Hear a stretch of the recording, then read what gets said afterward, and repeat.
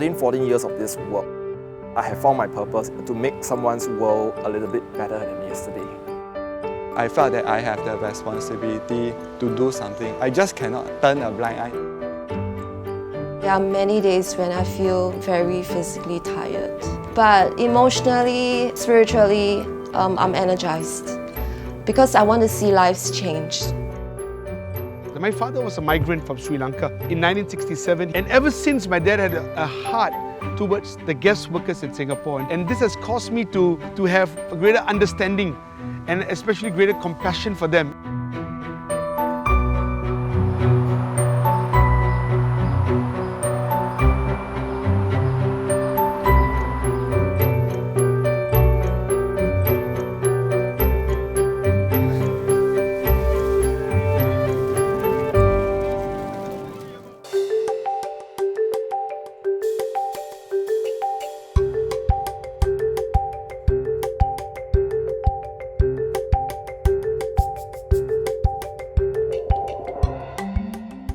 It's our rescue and recovery program for children who either have been physically abused, sexually abused. Some of them been involved with drug abuse as well, neglected or abandoned by their families. On the onset of the COVID pandemic, we saw that the effect is going to be very widespread. Also going to be an economic impact. Someone from the team suggested we should go to the outer reaches of the community and visit their homes and give them their care packs. One of the residents actually cried. She was in tears because she did not expect anyone to visit or to offer help.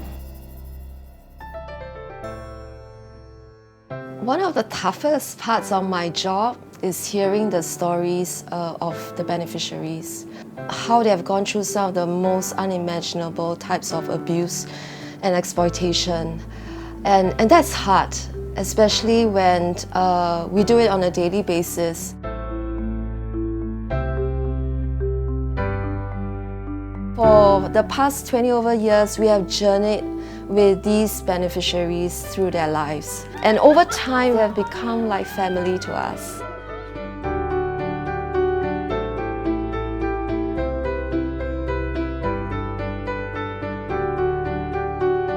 In this pandemic, Hagar has expanded our scope of services to foreign workers. A lot of these workers have lost their income. We are helping them to find new jobs, and for those unable to work, we also provide short-term financial assistance to help them pay for food, rent, and send monies back to their families. We are also providing tele-counseling to these distressed workers, helping them to cope with their fears.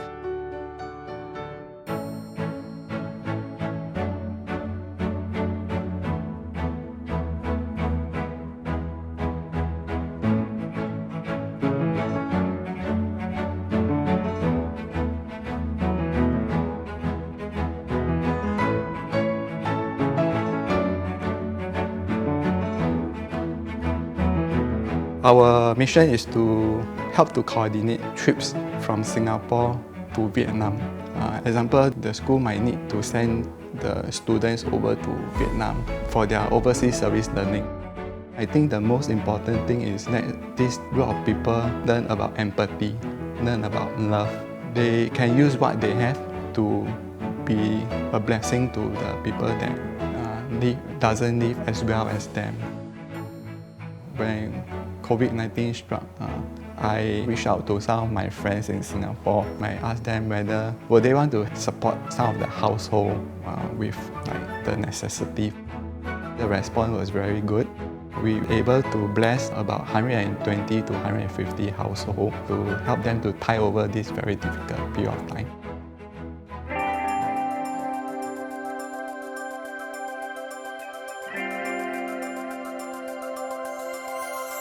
We started dorm hunting, evaluating the needs and meeting those needs. Example, for those dormitories with no access of food, we actually provide a hot meal. For those with no hygiene products, we provide hygiene products. So each dorm has a particular need. What started off from a small number, it rose up to a maximum of 20,000 meals at our peak. And we've been doing this for the past 3 months. I was bringing food to them. And on this particular day, I had a gout attack. They rushed towards me and they picked up the packets. Another guy within a few seconds brought a chair, and in the middle of the road, they sat me down. And then another guy comes with warm oil and he takes off my shoe and he starts rubbing my leg. These guys, I only met them for 3-4 days. But these guys were willing to care for me as if I'm their own family member. And because of the way that Singapore has rallied together to help them, I think many of them wants to give back to Singapore. I'm so lucky and so happy. I think he is my brother already. This 3 months he take care already. I like Bangladesh. Then after a while I like Singapore. 11 years already I Singapore. So like.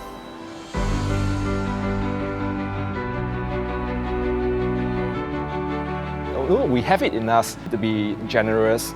We have that empathy. We do not just think about ourselves, but we also think about our neighbors who may be less well off, less fortunate, and who need help in these trying times. I think for me, I don't think I will give up the work over in Vietnam. Never, because I already seen they are really, really in need. One of the things that I believe strongly is basically looking out for others. That brought me a lot of joy because of the trust that was being built. There was a responsibility and a commitment to be with them at this time, even though there was so much of restrictions. The journey to recovery is going to be long and hard, but I'm committed to this, and I believe that it is possible to recover from this crisis and emerge stronger.